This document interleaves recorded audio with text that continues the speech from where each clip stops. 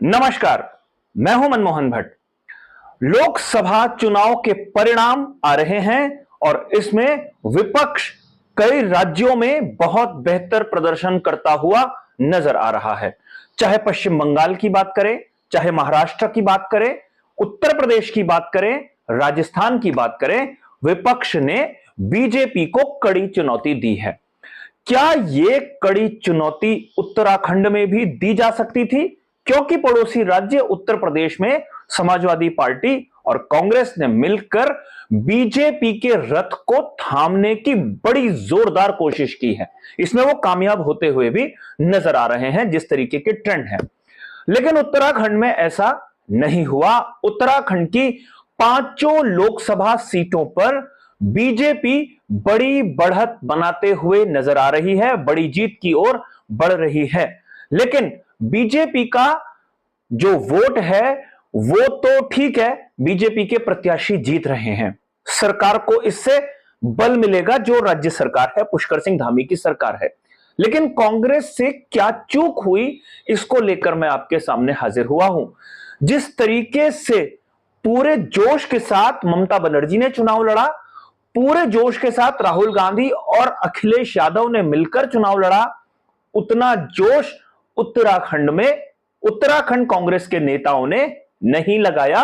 और यह बात पहले दिन से ही कही जा रही थी। उत्तराखंड का चुनाव पहले दौर में ही संपन्न हो गया था और कई लोग उसके बाद मान रहे थे कि पूरे देश भर में कई राज्यों में विपक्ष बीजेपी को कड़ी टक्कर दे रहा है। उत्तराखंड में सिर्फ एक सीट ऐसी बताई गई कि कड़ी टक्कर वो दे सकते हैं, वो थे गणेश गोदियाल। वो सीट थी पौड़ी गढ़वाल और अनिल बलूनी बीजेपी के प्रत्याशी थे। इसके अलावा कोई सीट ऐसी नहीं रही जिसमें कांग्रेसी कोई मजबूती से अपनी बात रखते हुए नजर आए या वो चुनाव लड़ते हुए नजर आए। अब इसमें कई लोग कह रहे हैं कि चूक कहां पर हो गई। चूक हुई पूर्व मुख्यमंत्री हरीश रावत से, जो हरिद्वार में 5 साल तक सक्रिय रहे, लेकिन उसके बाद उन्होंने एक तरीके से हथियार डाल दिए।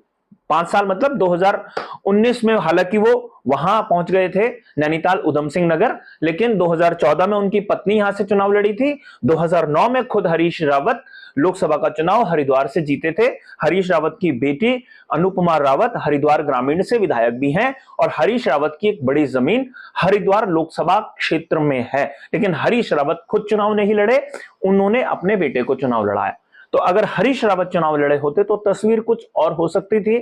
अगर टिहरी में जिस तरीके का प्रदर्शन महारानी के खिलाफ कोई करने में कामयाब हुआ, तो कुछ क्षेत्रों में जिस तरीके से बॉबी पंवार ने प्रदर्शन किया है, वो प्रदर्शन कांग्रेस भी दोहरा सकती थी। अगर कांग्रेस के पूर्व प्रदेश अध्यक्ष प्रीतम सिंह मजबूती से टिहरी में चुनाव लड़ते और हरिद्वार से हरीश रावत चुनाव लड़ते और गणेश गोदियाल पौड़ी से चुनाव लड़ी रहे थे, तो अगर ये तीनों लोग मिलकर गढ़वाल की इन 3 सीटों पर जोरदार तरीके से आक्रामक तरीके से प्रचार करते, केंद्र के भी अपने कई नेताओं को यहां पर बुलाकर लाते, तो हो सकता है कि एक माहौल ये बनाने में कामयाब हो जाते। लेकिन ये चूक गए।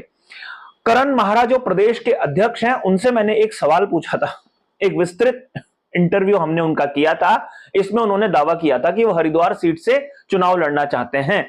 लेकिन हरीश रावत खुद भी चुनाव नहीं लड़े और प्रदेश अध्यक्ष करण महारा को भी उन्होंने चुनाव नहीं लड़ने दिया, अपने बेटे को उन्होंने मैदान में उतारा।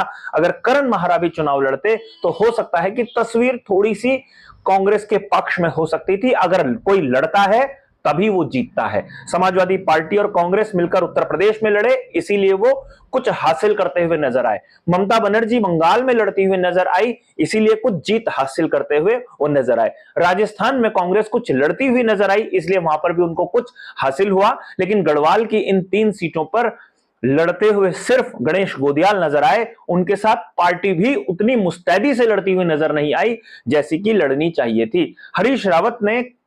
हरीश रावत से कई लोगों ने सवाल भी पूछा था कि क्यों आपने पूरे प्रदेश में चुनाव प्रचार नहीं किया? क्यों सिर्फ अपने अपने बेटे के लिए ही आप प्रचार करते हुए हरिद्वार में नजर आए? क्यों आप पौड़ी नहीं गए? क्यों अल्मोड़ा नहीं गए? क्यों उधम सिंह नगर नहीं गए?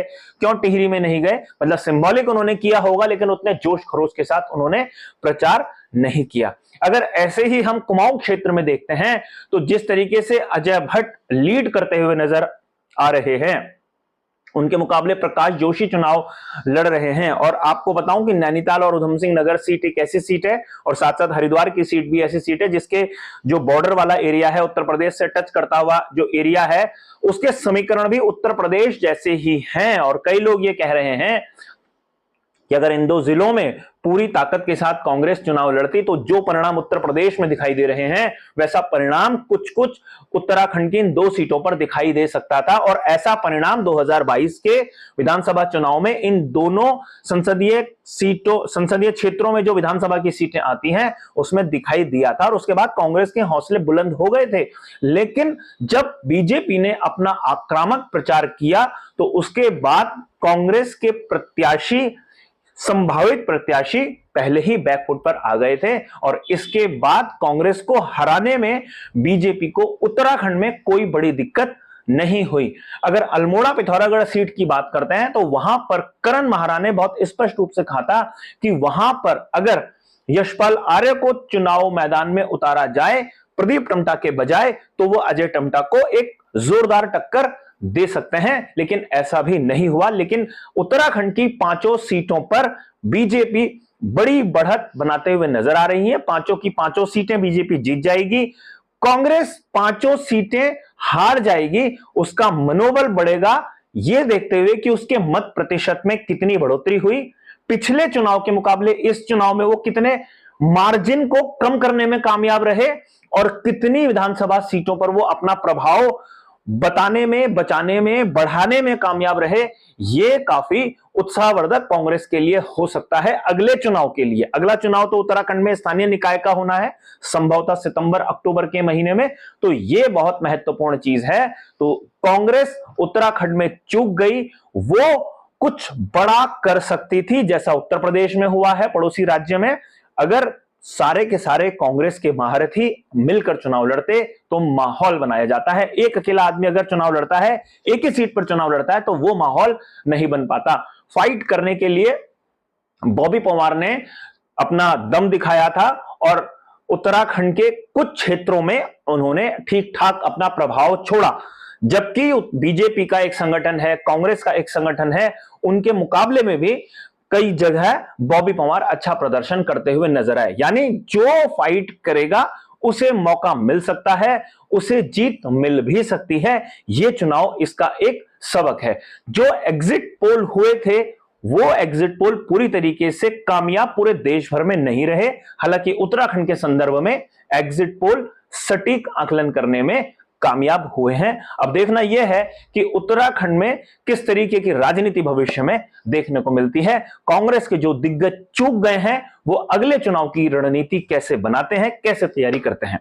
अभी के लिए साथियों इतना ही। अगली रिपोर्ट में आपसे फिर मुलाकात होगी, तब तक इजाजत दीजिए। नमस्कार।